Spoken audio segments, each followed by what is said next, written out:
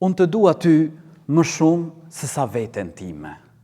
Aishja, Zoti qoftë i kënaqur prej saj, tregon se një burr erdhi tek profeti sallallahu alaihi wasallam dhe i tha: "O i dërguar i Zotit, unë të dua ty më shumë se sa veten time. Unë të dua ty më shumë se sa familjen time, pasurinë time, fëmijët e mi, o i dërguar i Zotit. Ndodh që jam në shtëpi dhe më kujtohesh, nuk kam durim derisa të vi e të shoh ty.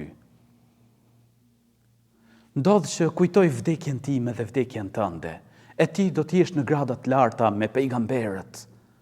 Ndërsa unë kur të vdes do të hyj në xhenet, kam frikë se nuk do të shoh, o i dërguar i Zotit."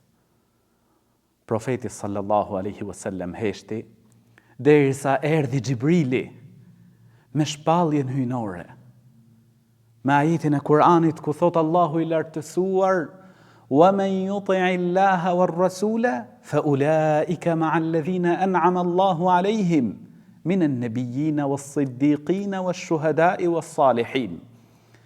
Ai i cili i bindet Allahut dhe të dërguarit. Ai do t'jetë me ata të cilëve Allahu ka dhënë mirësi të shumta, me profetët, me të sinqertët, me dëshmorët, me të drejtët. Vlla im, motra ime, njeriu në botën tjetër do t'jetë me atë që do. Vlla im, motra ime, bindju Allahut lartësuar, bindju profetit alayhis salam, zbatoj urdhrat e Zotit gjithësisë, zbatoj porositë e profetit alayhis salam, që t'jemi me profetin alayhis salam në xhennet. Allahu na e mundësoft.